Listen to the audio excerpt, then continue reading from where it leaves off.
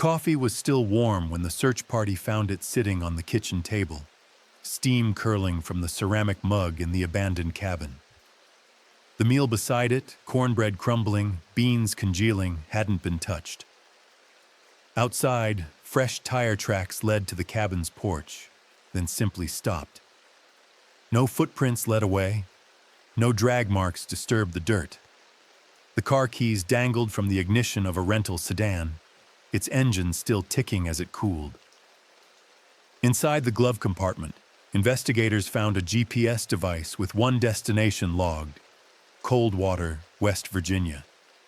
But when they traced the route backwards, following 23 miles of winding mountain roads, they discovered something impossible. The GPS had guided the missing family to a place that shouldn't exist. Every official map showed nothing but empty wilderness where Coldwater supposedly stood. Yet 3 people had driven there, eaten dinner, and vanished without leaving so much as a fingerprint on their abandoned coffee cup. The mountain had swallowed them whole. The first recorded mention of Coldwater appears in an 1847 land survey, buried in the West Virginia State Archives beneath decades of dust and bureaucratic indifference. Surveyor James Whitmore noted a settlement of unknown size in the hollow between Raven's Peak and Devil's Backbone Ridge, before his entries stopped abruptly mid-sentence.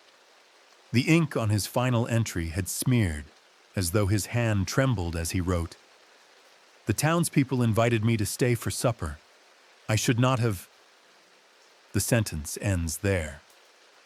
Whitmore's body was found 3 weeks later at the bottom of a ravine, his surveying equipment scattered across the rocks. The official report blamed a climbing accident, but his detailed field notes from that final day told a different story. He had mapped 17 buildings, a church, and what appeared to be a main street running east to west through the hollow. His sketches showed neat rows of cabins, wisps of chimney smoke, children playing in dusty yards. None of it matched the empty wilderness that rescue teams explored. Mountain folk in the surrounding counties had always known better than to venture too deep into that particular hollow. They told stories passed down through generations about lights that appeared on moonless nights, about hymns that echoed from empty valleys, about kin who went looking for lost cattle and came back different, if they came back at all. The Cherokee who once hunted these ridges called the place Nunvi Ayeli, the hungry earth. They marked it on no trails and spoke of it only in warnings. By the time coal companies began mapping the region in earnest during the 1920s, Coldwater had become a local legend. Railroad surveyors occasionally reported smoke rising from the hollow, but when they investigated, they found only abandoned clearings where it looked like buildings had stood decades earlier. Sometimes they discovered stone foundations, rusted, farming implements, or graves marked with dates that made no sense. The coal never came to that hollow anyway. Every company that tried to purchase mineral rights found their paperwork mysteriously delayed, their bids rejected, their surveys deemed incomplete. Local officials claimed there were problems with the land ownership records, conflicting deeds, unclear boundaries, legal disputes that seemed to multiply rather than resolve. The companies eventually gave up and focused on easier targets, easier prey. October 15th, 2019. Sarah Baxter printed the GPS directions from her laptop, while her husband loaded their Honda Pilot with camping gear. They were taking their 8-year-old daughter Emma on her first real mountain adventure. 3 days exploring the West Virginia wilderness before heading home to suburban Maryland. Sarah had found the destination on an obscure travel blog, Hidden Gems Off the Beaten Path. The writer had called it Coldwater, an authentic Appalachian experience untouched by tourism. The blog post was only 3 paragraphs long, but it promised something the Baxters craved after months of pandemic isolation. A place where they could disconnect from screens and schedules, where Emma could run free among the trees, where they could remember what quiet actually sounded like. The writer claimed to have stumbled upon Coldwater during a photography expedition, describing it as a step back in time, where neighbors still wave from their porches and the pace of life follows the rhythm of the seasons. What the blog post didn't mention was that its author, a professional travel photographer named Marcus Chen, had been missing for 6 months. The Baxters followed Interstate 64 west through Virginia, then turned north onto increasingly narrow state highways. Sarah navigated while David drove, their daughter absorbed in a book about mountain folklore she'd checked out from the library. The GPS led them onto Route 19, then a county road, then a gravel track barely wide enough for their SUV. Pine trees pressed close to both sides, their branches scraping the roof as they climbed deeper into the mountains. "Are you sure this is right?" David asked when the road turned to dirt. Cell service had vanished an hour earlier.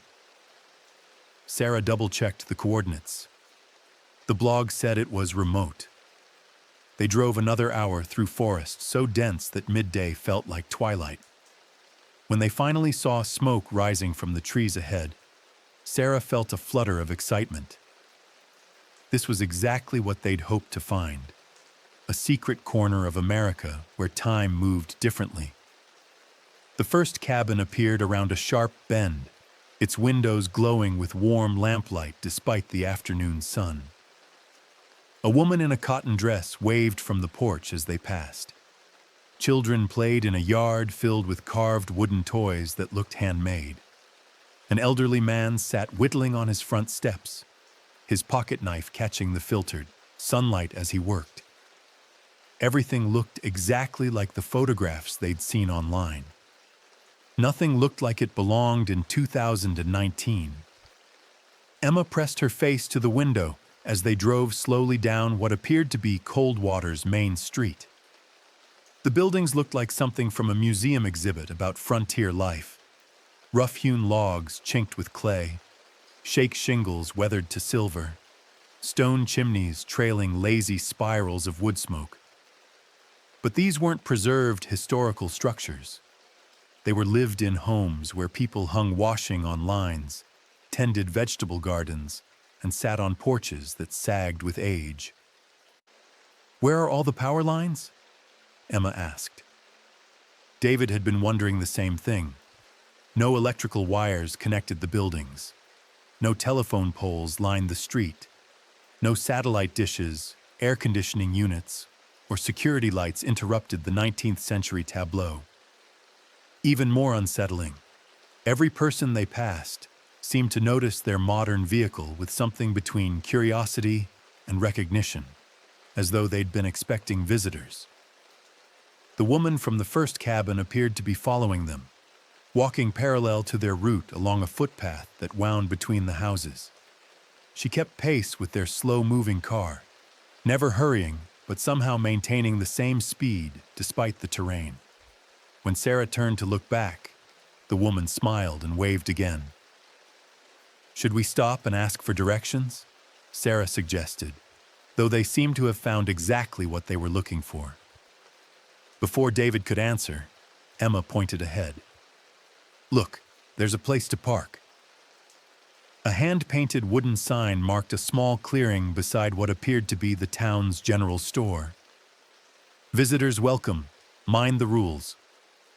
Below it, in smaller letters, "Check in with Brother Marcus for lodging assignments." David parked beside a hitching post that looked genuinely functional rather than decorative. The silence when he turned off the engine was profound. No traffic noise, no aircraft, no electrical hum. Just the whisper of wind through pine needles and the distant sound of an axe biting wood. The general store's porch boards creaked under their feet as they approached the front door. Through the windows, Sarah glimpsed shelves lined with mason jars, hand-forged tools, and bolts of rough cloth. Everything appeared to be illuminated by oil lamps rather than electric lighting. A bell chimed as they pushed open the door, though Sarah couldn't see what had triggered it. The man behind the counter looked up from a leather-bound ledger, his pen poised over a page covered in careful handwriting. He was perhaps 40 years old, bearded, wearing a simple cotton shirt and suspenders that seemed genuinely practical rather than costume-like. When he smiled, the expression reached his eyes in a way that made Sarah instinctively trust him.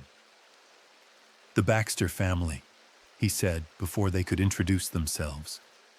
"We've been expecting you." Hearts in, throats. "How did you know our names?" David asked, his hand finding Emma's shoulder in an unconscious, protective gesture. Brother Marcus, for that was how he'd introduced himself, smiled as though the question amused him. "Word travels fast in a small town. Your arrival was noted."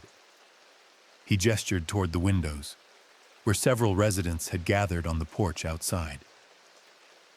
They weren't staring exactly, but their attention felt focused and deliberate. "But we didn't tell anyone we were coming," Sarah said. "We just followed the directions from the travel blog." "Ah, yes, Marcus Chen's piece." Brother Marcus opened the leather ledger and ran his finger down a column of names. "Excellent photographer, very observant. He captured the essence of our community beautifully." Emma tugged on Sarah's sleeve. "Mom, look at this." The child had wandered to a display case near the window. Inside, arranged on faded velvet, were dozens of small objects. A smartphone in a cracked case, a digital camera with its lens cap missing, a pair of designer sunglasses, a child's stuffed animal that looked suspiciously modern. Each item had a small tag attached with what appeared to be a date and set of initials. "Those are donations from previous visitors," Brother Marcus explained. "People often find they don't need such things during their stay with us. The mountain has a way of helping folks remember what truly matters." David moved closer to the display case. The dates on the tags ranged back several years, but many of the objects looked like they'd been placed there recently.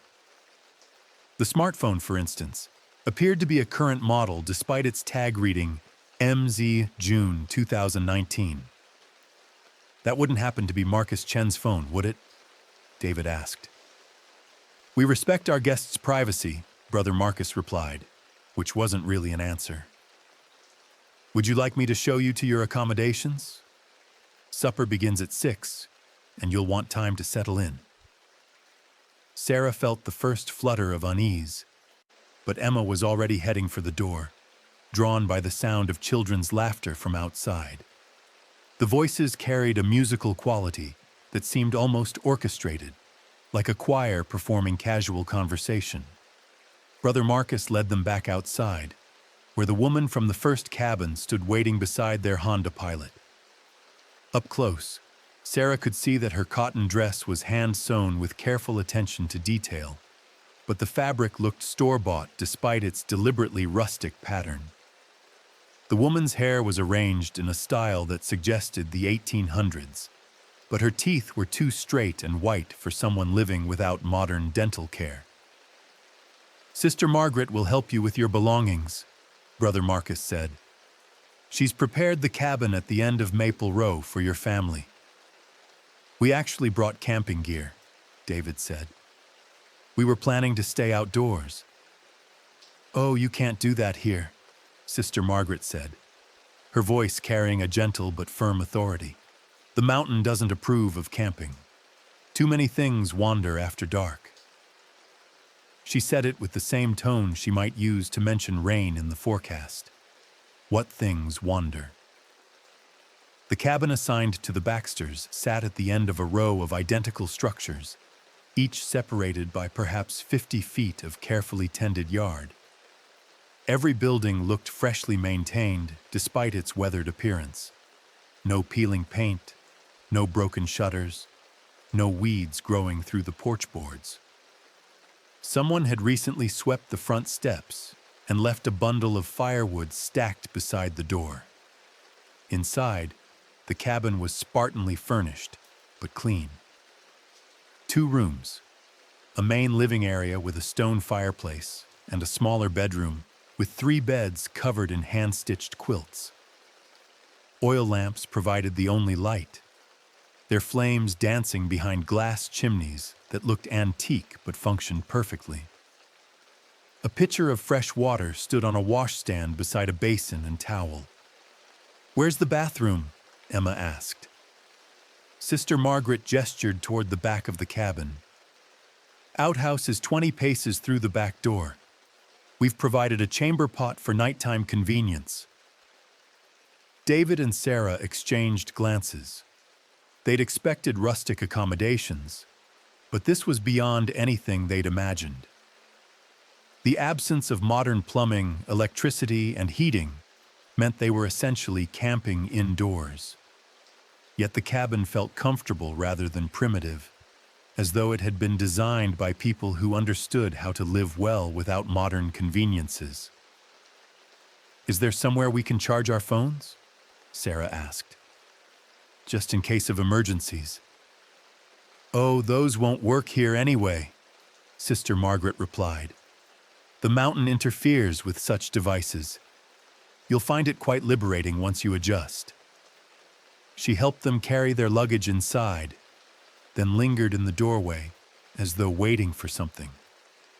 "The supper bell will ring at 6, she finally said. "Everyone gathers in the meeting hall for meals and evening fellowship. It's not optional." The way she emphasized the last 3 words made Sarah's stomach tighten. "What if we prefer to eat alone?"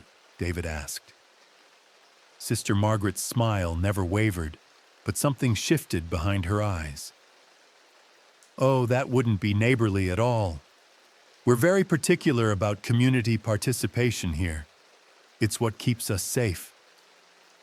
After she left, the Baxter family stood in their assigned cabin listening to the sounds of Coldwater settling into late afternoon.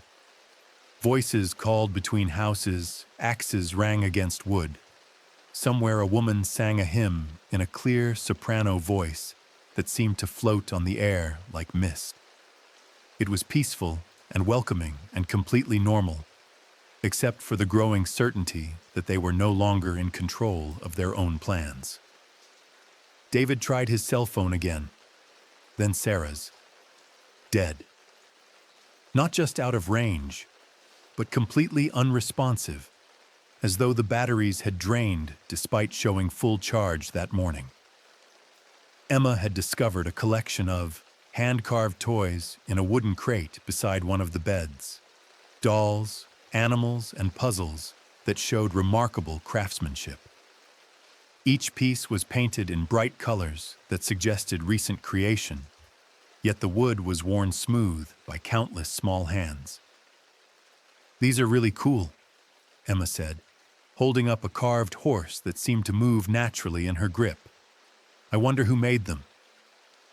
Through the cabin's front window, Sarah watched children playing in the yards between houses. They moved in coordinated groups, their games following patterns she didn't recognize, but that seemed oddly formal, almost ritual-like. When one child called out, the others responded in unison. When they changed activities, they all changed together, as if following an unspoken signal.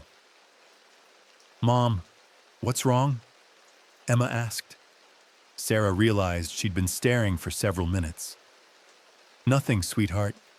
Just observing how differently kids play in small towns."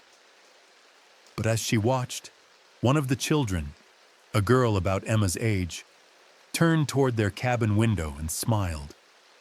She held up her hand and waved in the exact same gesture Sister Margaret had used, then mouthed what looked like, "Welcome home." The chapel bell began to ring. The meeting hall occupied the center of Coldwater. a long wooden building with windows down both sides and a covered porch that wrapped around 3 walls. Warm light spilled through the glass, carrying the mingled aromas of fresh bread, roasted meat, and wood smoke. As the Baxters approached, they could hear conversations and laughter from inside, the comfortable sounds of a community gathering for shared meals. Brother Marcus waited by the front door, greeting each family as they arrived. The townspeople filed past him with nods and quiet words, their clothing universally simple and practical. Sarah noticed that while the styles varied, some dressed like farmers, others like craftsmen, still others in what might have been Sunday finest from the 1800s, everything looked handmade and recently cleaned.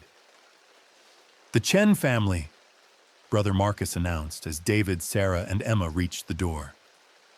"Please, find seats wherever you're comfortable." Sarah started to correct him, then realized he'd said Chen, not Baxter.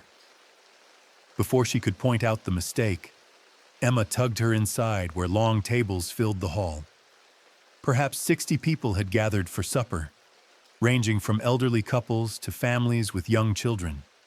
Everyone looked healthy, well-fed, and genuinely happy to see newcomers. "Sit here," called a woman from the nearest table, patting the bench beside her. "I'm Sister Ruth. These are my children, Daniel and Mary." The children, perhaps 10 and 12 years old, smiled with the kind of innocent friendliness that Sarah associated with homeschooled kids from religious families. Daniel immediately began talking to Emma about the carved horses in her cabin, while Mary helped pass bowls of food that kept appearing from the kitchen. The meal was simple, but expertly prepared. Roasted chicken, fresh vegetables, cornbread still warm from the oven, butter that tasted like it had been churned that afternoon. Everything had the intense flavor of food grown in rich soil and prepared with care. Sarah found herself eating more than she'd intended, drawn by tastes she hadn't experienced since childhood visits to her grandmother's farm. "This is delicious," she told Sister Ruth. "Do you grow everything locally?" "Oh yes, the mountain provides everything we need. We're completely self-sufficient here." Sister Ruth's pride was evident. It's taken generations to learn what grows best, what preserves well, how to live in harmony with the land. David, engaged in conversation with the men across from him, was learning about Coldwater's governance structure. The community operated by consensus, they explained, with major decisions made during weekly gatherings. No one owned private property in the usual sense. The land belonged to everyone collectively, managed by a council of elders who ensured resources were distributed according to need. "What about contact with the outside world?" David asked. "Don't you need supplies, medical care, legal services?" The men exchanged glances before one answered. "We find that outside influences tend to disrupt the balance we've achieved. Most of what people think they need from the modern world turns out to be unnecessary once they understand how to live simply." As the meal progressed, Sarah began noticing subtle details that increased her unease. The conversations at neighboring tables seemed unusually coordinated, as though everyone was following a script. When one person laughed, others joined in at precisely the right moment. When topics changed, they shifted across multiple tables simultaneously. And despite the hall being filled with 60 people eating and talking, the overall noise level remained constant. Never too loud, never too quiet, as though someone was managing the acoustics. Most disturbing were the children. They sat quietly throughout the meal, speaking only when addressed by adults, eating with careful attention to manners that seemed beyond their apparent ages. When Emma tried to engage them in normal kid conversation, they responded politely but stiffly, as though they'd been coached on appropriate answers. Brother Marcus stood as the last dishes were being cleared. Before we begin evening fellowship, I'd like our newest guests to introduce themselves to the community. The hall fell silent, 60 faces turning toward the Baxter family with expectant smiles, trapped at the table. David stood uncertainly, acutely aware that every conversation had stopped the moment Brother Marcus spoke. The silence felt expectant, but also somehow watchful, as though the community was evaluating not just what the Baxters might say, but how they said it.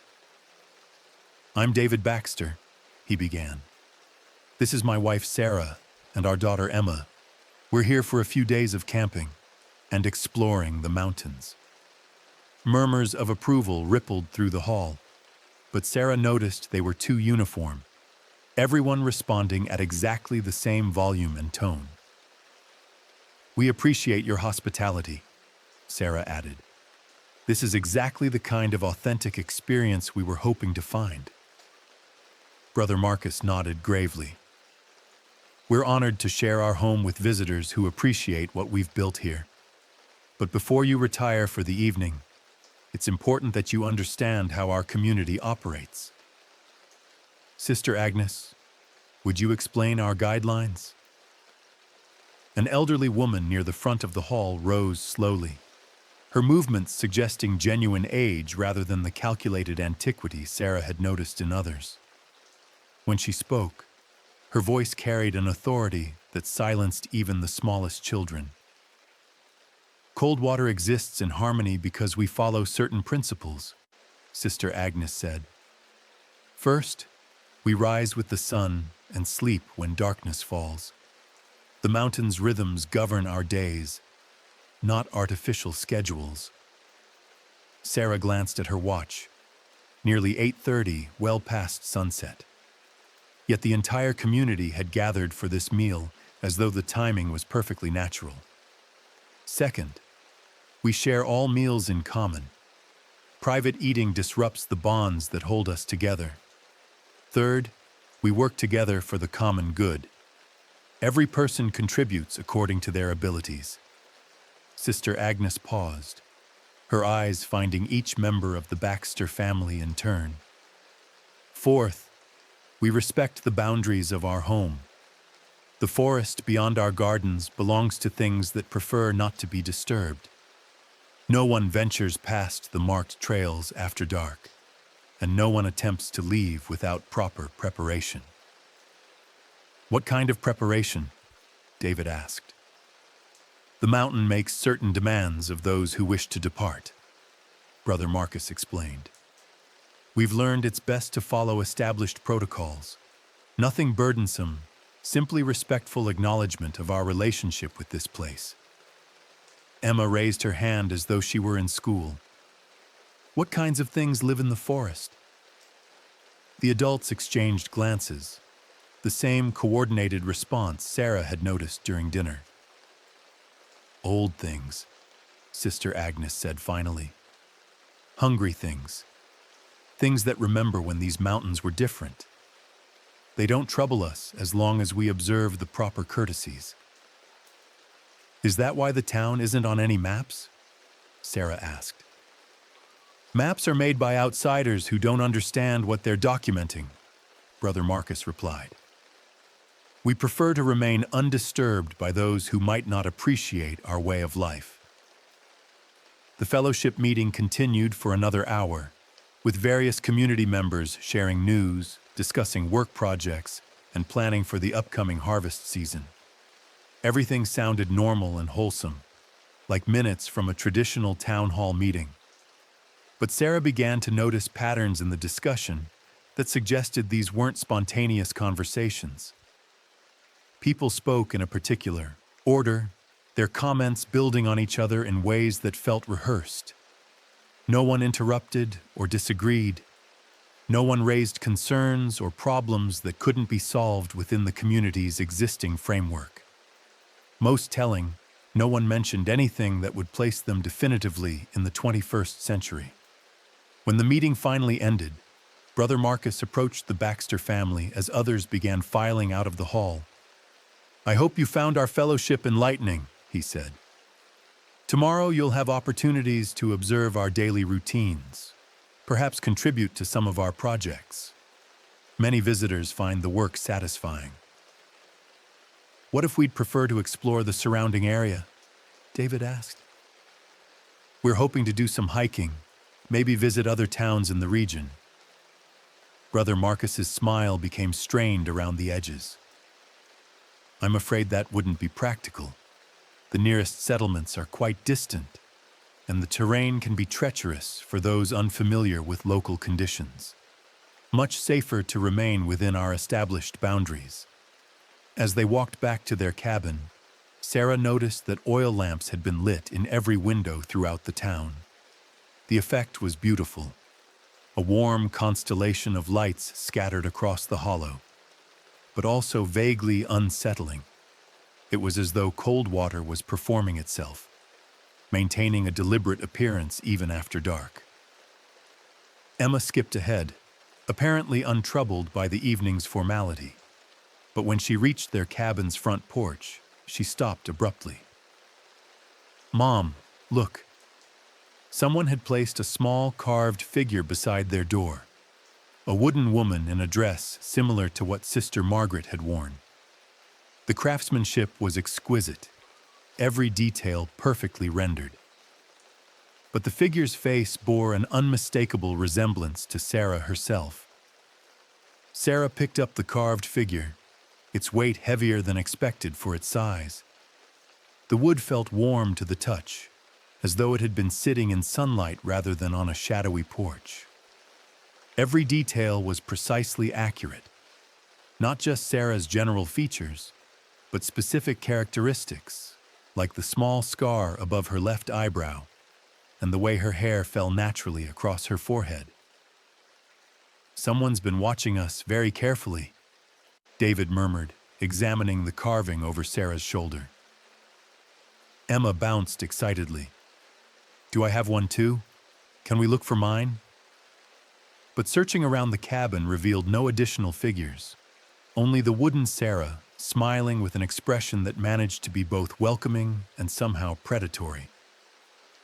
Inside the cabin, they discovered that someone had prepared for their return. The oil lamps were lit and trimmed to provide steady light. A fire crackled in the stone fireplace, taking the chill off the mountain evening.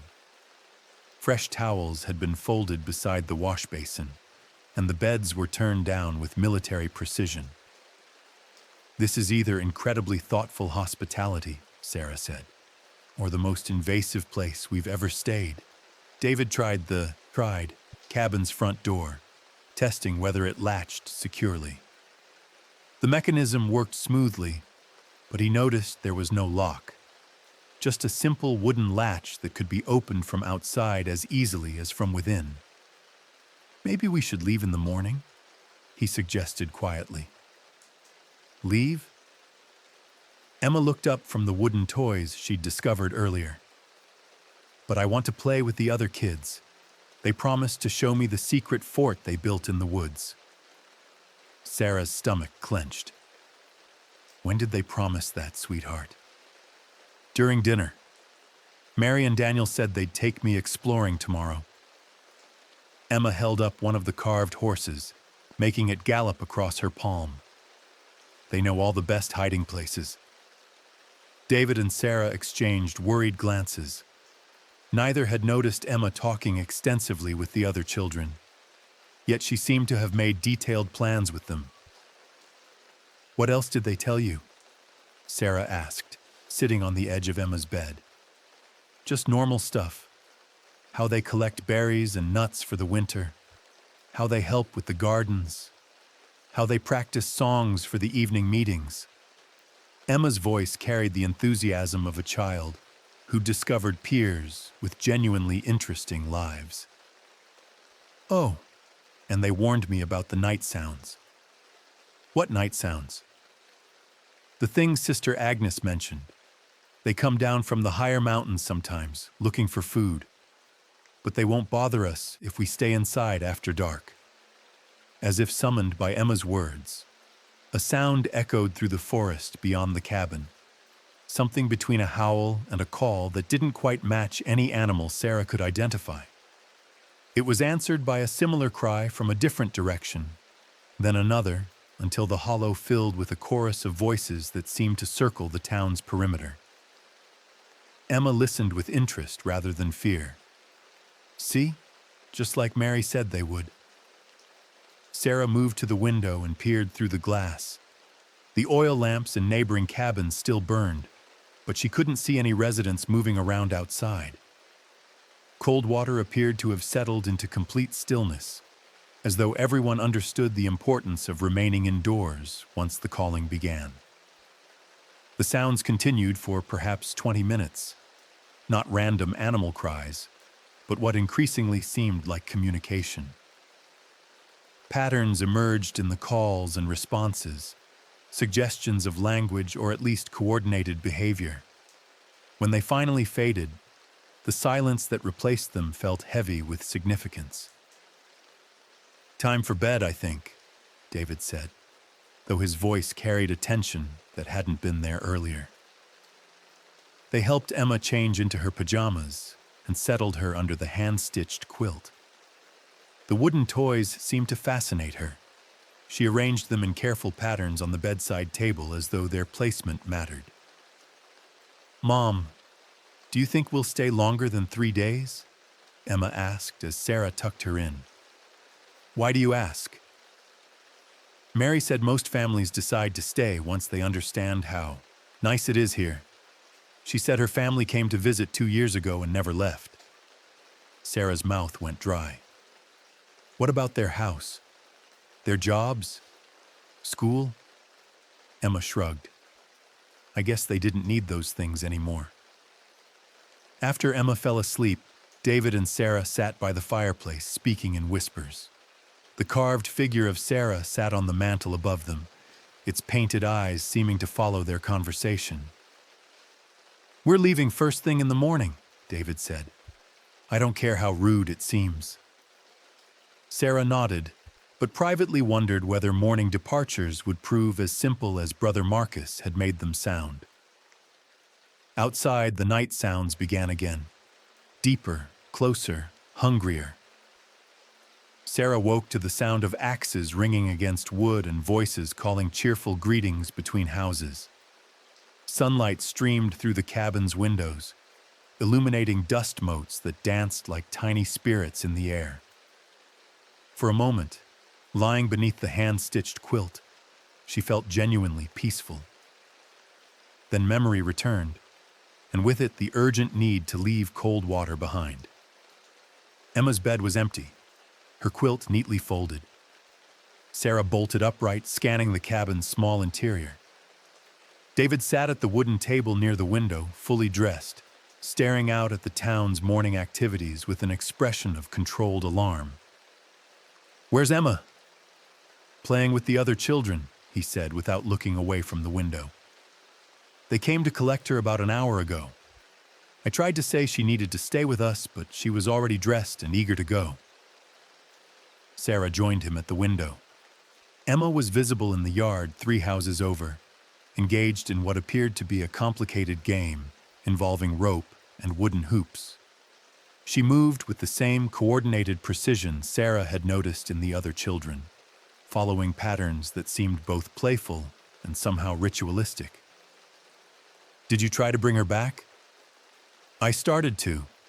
Then Sister Margaret appeared and explained that children in Coldwater begin their day with educational activities. She made it sound like a normal part of the routine." David's jaw was tight. "When I insisted Emma needed to return to us, she asked why we wanted to prevent our daughter from making friends." Sarah could imagine how that conversation had proceeded. In a small community where everyone knew everyone else's business, objecting to children playing together would seem not just antisocial, but suspicious. "We need to collect her and leave. Right now." David nodded toward their Honda Pilot, which was parked exactly where they'd left it the previous afternoon. "I already tried. The engine won't turn over." Sarah's stomach dropped. "What's wrong with it?" Nothing obvious. It has fuel, the battery connections are clean, all the fluids are normal. It just won't start. He finally turned from the window to meet her eyes. I think someone disabled it without damaging anything that would be immediately visible. A knock at the cabin door interrupted them. Brother Marcus stood on the porch holding a wooden tray, laden with bread, butter, jam, and what appeared to be fresh milk in a ceramic pitcher. "Good morning," he called. "I brought breakfast. Thought you might appreciate a slow start to your first full day with us." David opened the door, but didn't invite him inside. "Actually, we need to discuss our departure plans." Of course. These things require proper coordination." Brother Marcus set the tray on the porch railing. "I've scheduled you to meet with the Council of Elders this afternoon. They'll need to review your request and ensure all necessary preparations are completed." "What kind of preparations?" Sarah asked, joining David in the doorway. "Nothing burdensome. Just paperwork, really. Documentation that your visit was satisfactory. That you understand our need for privacy. That you'll respect our preference to remain undisturbed." Brother Marcus smiled with what appeared to be genuine warmth. Standard procedures for protecting a community that values its seclusion. The explanation sounded reasonable, even responsible. But something in Brother Marcus's tone suggested that these standard procedures might prove more complex than he was indicating. "How long does the process usually take?" David pressed. "Oh, it varies. Some families complete everything within a few days. Others find they need more time to fully appreciate what we've built here." Brother Marcus gestured toward the bustling activity visible throughout the town. Many discover they're reluctant to return to the stresses of modern life once they've experienced our way of living. Sarah watched Emma playing with increasing coordination among the other children. Even at this distance, she could see that her daughter's movements were becoming more synchronized with the group, less individual and more collective. "We'd prefer to begin the departure process immediately," she said. "Of course. Sister Agnes will see you at 2:00 in the council chamber." Brother Marcus paused, his expression becoming more serious. "I should mention that children aren't typically included in departure discussions. Too confusing for them. Emma can continue her activities with the other young ones while you handle the administrative details." Before either parent could object, he'd turned and walked away, his steps carrying him quickly beyond conversational range. Sarah stared at the breakfast tray, realizing they were being fed like livestock. The council chamber occupied the second floor of a building Sarah hadn't noticed the previous day, its narrow stairs climbing past windows that provided commanding views of the entire hollow. From this height, she could see the precise organization underlying Coldwater's apparent rustic casualness. Gardens were laid out in geometric patterns. Footpaths connected buildings according to careful planning. Even the children's activities followed predictable routes that kept them within clearly defined boundaries. Sister Agnes waited alone in a room furnished with a long wooden table and high-backed chairs that suggested formal proceedings. A stack of papers sat at her elbow, along with an old-fashioned pen and inkwell that looked genuinely antique rather than decoratively rustic. "Please sit," she said, gesturing toward chairs across from her. "I understand you wish to conclude your visit with us." "That's right," David said. "We appreciate the hospitality, but we need to return home." Sister Agnes dipped the pen in ink and poised it over the topmost paper. "May I ask what prompted your decision? We pride ourselves on providing visitors with everything they need for a restorative experience." Sarah chose her words carefully. "We have obligations waiting for us. Work, school for Emma, family commitments. Ah, yes, the outside world. Sister Agnes made a note on the paper. And you feel these obligations take precedence over your daughter's well-being? I'm sorry? Emma seems remarkably content here. The other children have accepted her completely, which doesn't always happen with outsiders.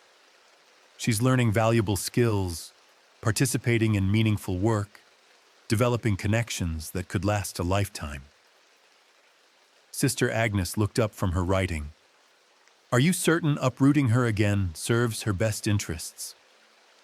The question was phrased as caring concern, but it felt like a trap. Any parent who prioritized abstract obligations over their child's apparent happiness would seem selfish, even cruel. We believe Emma needs to return to her regular routine, Sarah said firmly. Of course. Sister Agnes made another note. Now, regarding the documentation, you'll need to sign several forms acknowledging your voluntary departure, confirming that you weren't coerced or pressured to leave, and agreeing to maintain discretion about our location and practices.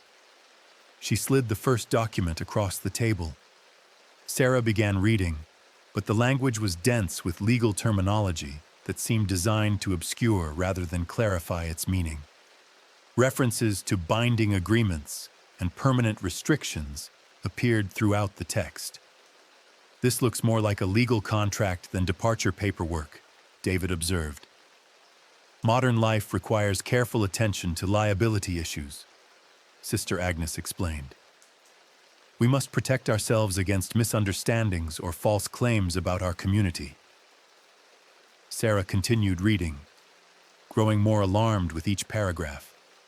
The document seemed to require their agreement that they had visited Coldwater voluntarily, that they were leaving voluntarily, that they would never reveal its location to others, and that they understood the consequences of violating these agreements. What kind of consequences? She asked. Oh, nothing dramatic. Simply the loss of protection we're able to extend to former residents. Sister Agnes's tone remained conversational, but her eyes had grown cold. People who respect our privacy continue to benefit from our goodwill. Those who don't sometimes find themselves facing unexpected difficulties. David stood abruptly. We're not signing anything. We're collecting our daughter and leaving immediately. I'm afraid that's not possible. Sister Agnes remained seated, but her posture had become more formal. Emma is currently participating in educational activities that can't be interrupted. Disrupting the children's routine would be inconsiderate to families who've invested significant effort in their development. She's our daughter, Sarah said, her voice rising. Of course she is, and we would never interfere with parental authority. Sister Agnes smiled with what might have been sympathy. But surely you understand that removing a child from positive social engagement requires justification. If you can demonstrate that your plans serve Emma's genuine needs better than remaining here would, the council will certainly consider your request. The circular logic was maddening. They needed to prove their right to leave with their own child, using standards that would be determined by people who clearly preferred they stay. What would constitute adequate justification? David asked. Sister Agnes consulted her papers. Evidence of compelling external obligations, demonstration of superior resources for Emma's care, or acknowledgement that your family would be unable to adapt to our community standards.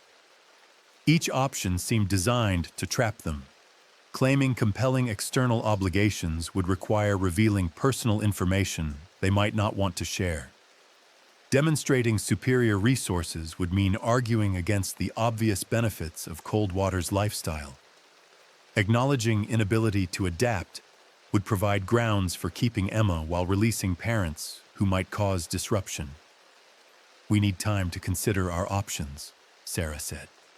Of course. The council recognizes that such decisions shouldn't be rushed.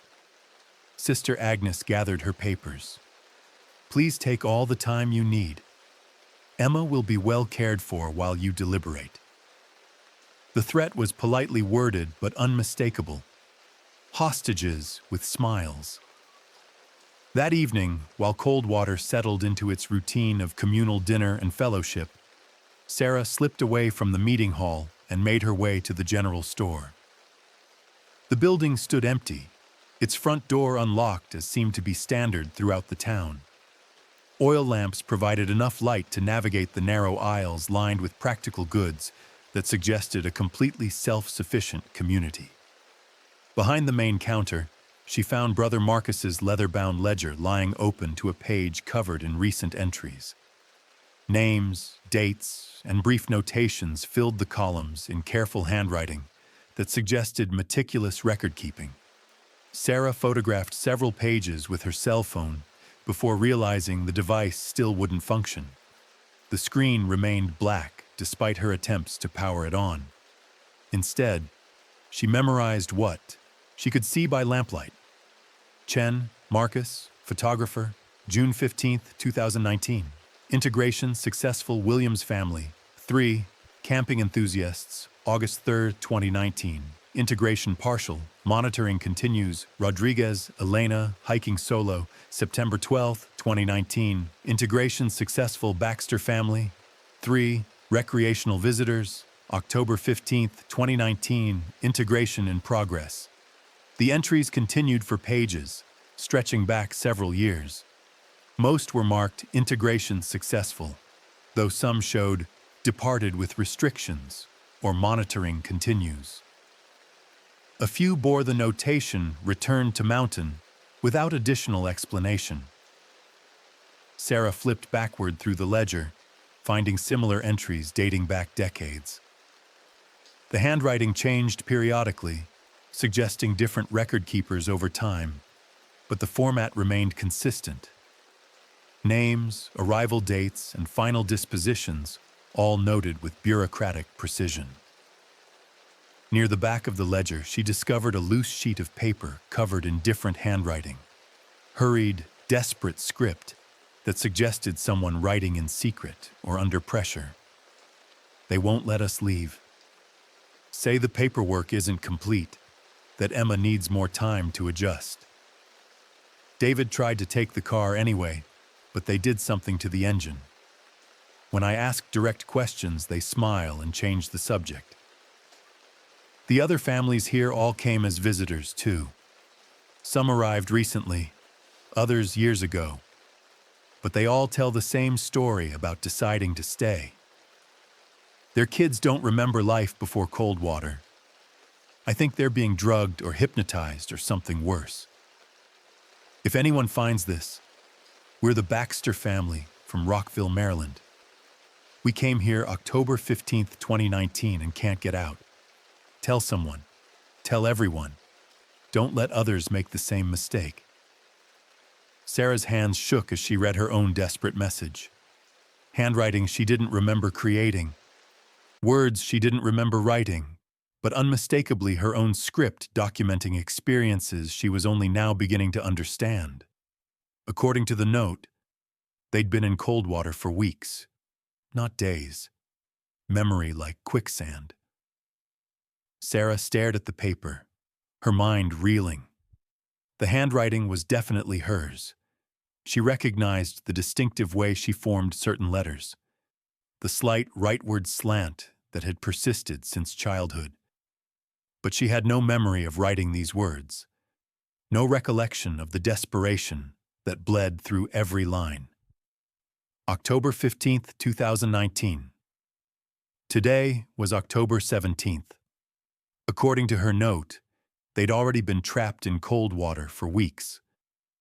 She searched her memory for the missing time, but found only the clear recollection of arriving yesterday afternoon, eating dinner in the meeting hall, sleeping in the assigned cabin. Everything felt recent and immediate, not like experiences that had occurred weeks ago. Footsteps on the porch interrupted her panic. Sarah quickly folded the note and slipped it into her pocket as Brother Marcus entered the store, carrying a fresh oil lamp that cast dancing shadows across the shelves.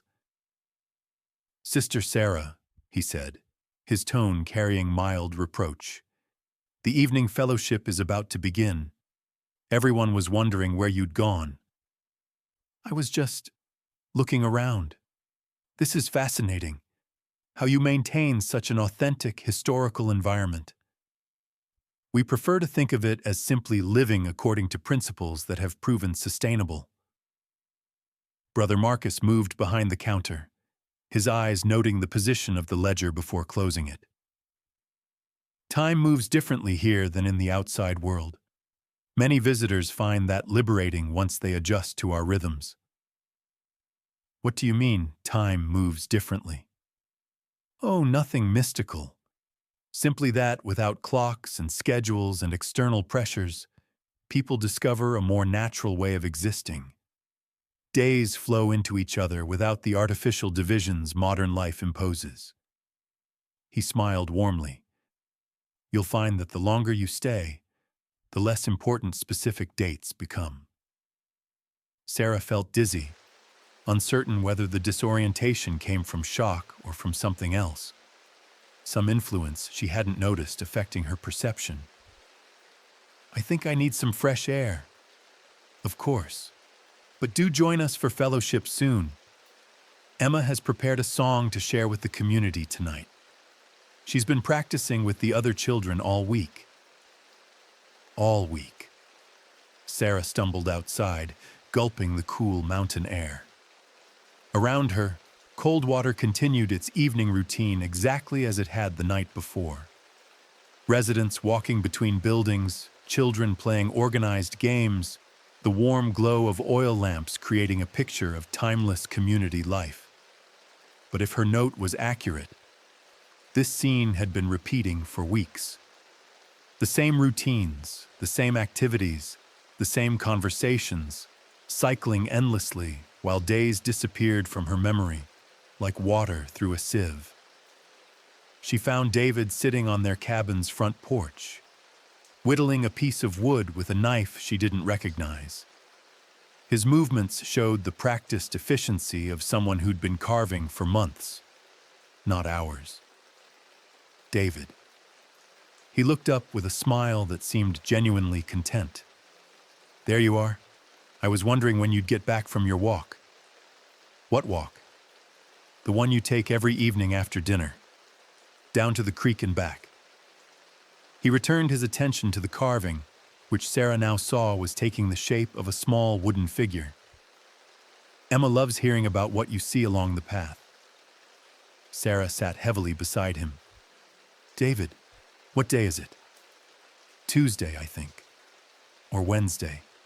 Does it matter?" His voice carried a dreamy quality she'd never heard before, as though he was speaking through fog. "The days here are so peaceful they just flow together." She pulled the note from her pocket and showed it to him. "Did you see me write this?" David examined the paper with polite interest, but no recognition. "I don't think so." "When did you write it?" "I don't know, but look at the date." He studied the note more, carefully, his brow furrowing. "October 15th. That's when we arrived." "David, what's today's date?" October 17th. "According to this note, we've been here for weeks. Look at what I wrote about Emma, about you trying to take the car, about the other families." Understanding dawned slowly in David's eyes, followed immediately by confusion and fear. "I don't remember any of that, but this is definitely your handwriting." From inside the cabin came the sound of Emma practicing a song, her voice joining with others in harmony that suggested extensive rehearsal. The melody was beautiful but unfamiliar, words in what might have been an older form of English or perhaps another language entirely. "Emma," Sarah called, "come out here, please." Their daughter appeared in the doorway, but Sarah barely recognized her. Emma's hair was arranged in an intricate style that must have taken hours to complete. Her clothing was handmade in the same style worn by other Coldwater children, and her posture showed the careful deportment of someone trained in formal comportment. Most disturbing, Emma's eyes held an adult awareness that seemed years older than her actual age.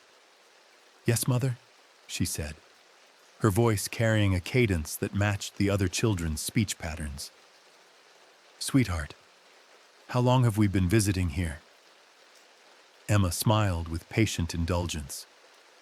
"We're not visiting anymore, Mother. We're home." The song practice resumed.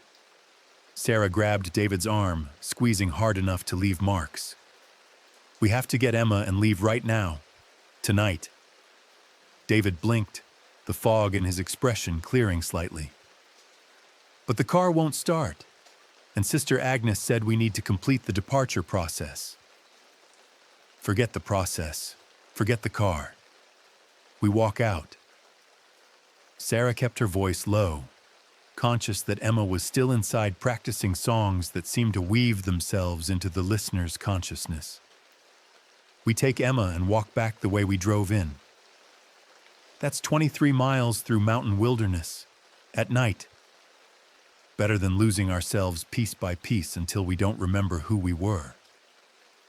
David looked down at the wooden figure he'd been carving, a perfect miniature of Emma, down to the specific way she wore her hair and the small scar on her knee from a bicycle accident the previous summer.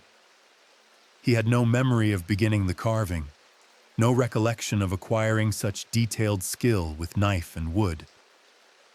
"How long have I been working on this?" he asked quietly.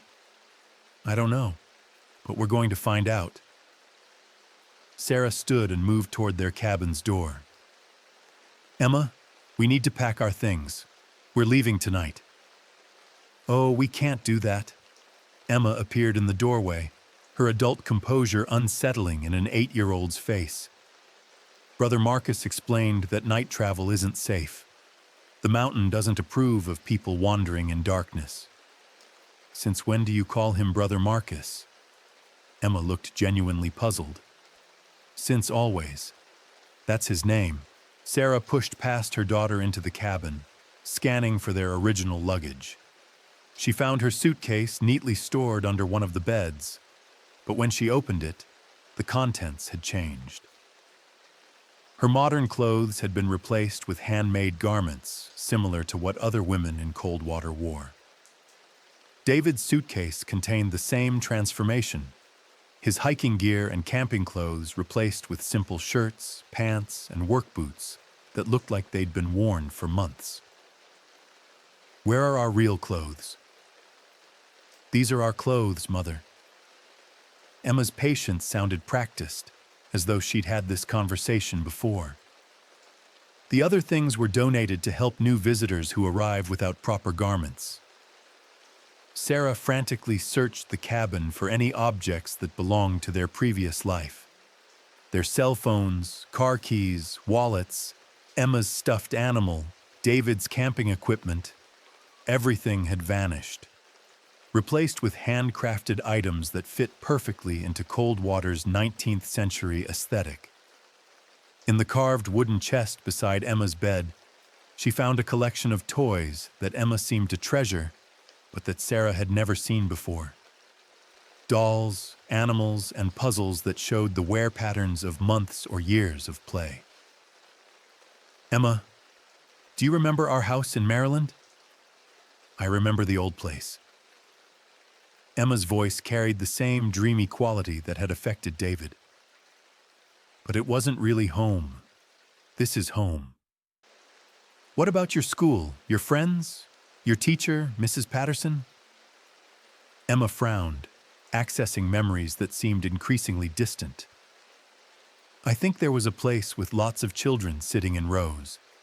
But that was before I learned how children should really live." Sarah felt panic rising in her throat.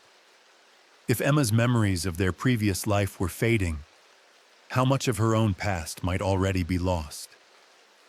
The note in her pocket suggested she'd written it weeks ago, but she could only remember arriving yesterday. How many other days had vanished from her awareness? A bell began ringing somewhere in the town.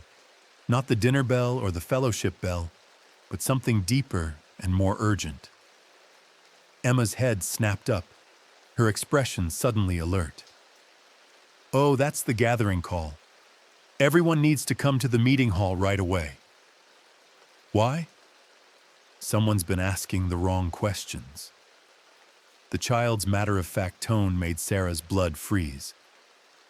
Outside their cabin, residents were emerging from buildings throughout Coldwater, moving with coordinated purpose toward the meeting hall. Their faces showed the same dreamy contentment Sarah had noticed in David, but underneath lay something harder, a collective determination that suggested they would protect their community against any threat, including threats from within. Running out of time. The meeting hall filled rapidly, residents filing in with the organized efficiency of people responding to a familiar emergency. Sarah noticed that while the adults moved with dreamlike calm, their positioning created a careful barrier between the Baxter family and the building's exits. Everyone smiled and nodded pleasantly, but no one left space for departure.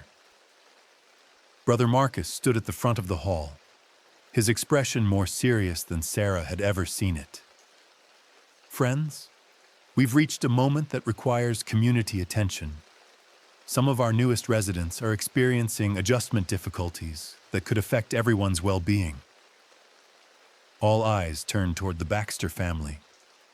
The residents' smiles never wavered, but Sarah felt the weight of their collective scrutiny like a physical pressure. Sister Sarah has been asking questions about time, about memory, about experiences she believes she's forgotten. Brother Marcus's voice carried disappointed concern. This kind of thinking can disturb the harmony we've worked so hard to achieve. Sister Agnes stood from her seat in the front row. The mountain provides what we need, including peaceful forgetfulness of troubles that no longer serve us. Fighting that gift shows ingratitude. Sarah looked around the hall, finally seeing what she'd missed before. Every face showed the same expression of content emptiness. These weren't people who'd chosen to live simply. They were people who'd been hollowed out and refilled with something else. Their individual personalities had been gradually replaced with a collective identity that served the community's needs rather than their own. What did you do to us? She demanded. We offered you peace, Brother Marcus replied. Freedom from the anxieties and dissatisfactions that plague modern life. A chance to live in harmony with natural rhythms instead of fighting against them. By erasing our memories? By trapping us here? By helping you remember what truly matters. Sister Agnes's voice hardened. Your outside life was full of stress, deadlines, meaningless acquisitions, artificial relationships. Here you have genuine community, purposeful work, and the security of belonging somewhere that will never abandon you. David stirred beside Sarah, some of his fog lifting as the conversation became more direct. You can't just decide what's best for other people's lives. We don't decide anything, Brother Marcus said. The mountain decides. We simply facilitate the transition. Emma moved away from her parents, joining the circle of other children who stood near the front of the hall. Sarah started to follow her, but found her path blocked by residents who closed ranks without appearing to move deliberately. Emma, come back here. She belongs with her true family now, Sister Agnes said. The children understand our ways more easily than adults. They adapt quickly to lives that actually serve their needs. Sarah could see Emma among the other children, her expression showing the same empty contentment that marked every face in the hall. Her daughter looked happy, genuinely peaceful, in a way that Sarah had to admit she'd rarely seen during their regular life of school schedules, homework stress, and constant activity. But it wasn't Emma anymore. It was something wearing Emma's face, shaped by influences that prioritized communal harmony over individual identity. The choice is simple, Brother Marcus continued. Accept the gifts the mountain offers and join our community completely. Or continue fighting until your resistance damages everyone's peace. What happens if we keep fighting? David asked. The residents' expressions grew sad, as though David had asked them to consider something genuinely tragic. The mountain is patient, but not infinitely so, Sister Agnes explained. People who cannot accept its generosity sometimes find themselves contributing to it in other ways. Sarah remembered the display case in the general store, filled with personal belongings from previous visitors. She thought about the ledger entries marked "Return to Mountain," without additional explanation. She recalled the night sounds echoing through the forest, calls that seemed almost like human voices crying for help. You kill people who won't cooperate. We don't kill anyone, Brother Marcus said gently. The mountain reclaims what belongs to it. Some visitors become part of our community. Others become part of the land itself. Both serve important purposes in maintaining the balance we've achieved. The philosophical distinction was meaningless. People who couldn't be absorbed into Coldwater's collective identity were fed to whatever lived in the surrounding wilderness. Sarah looked at Emma, standing peacefully among children who'd forgotten their previous lives, and felt her heart breaking. Her daughter was safe, cared for, and genuinely happy. Removing her from this environment would cause real trauma, real loss of the only community she now remembered. But leaving her here meant accepting that Emma Baxter was gone forever, replaced by someone who looked identical but belonged entirely to Coldwater. I want to speak to my daughter alone, Sarah said. I'm afraid that's not possible, Sister Agnes replied. Individual conversations can disrupt the consensus we've worked to build. Everything discussed here affects the entire community. The trap was elegant and complete.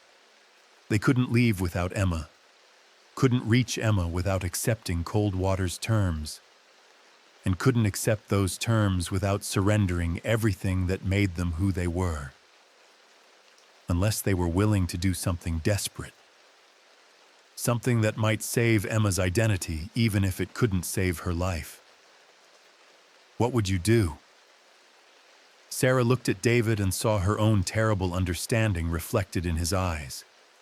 They were being asked to choose between their daughter's happiness and her humanity, between letting her live contentedly as someone else, or trying to restore her true self at the cost of destroying everything she now valued.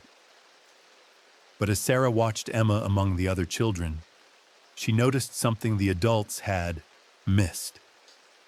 Behind the peaceful contentment, behind the careful deportment and communal identity, Emma's eyes still held a spark of recognition when they met her mother's gaze.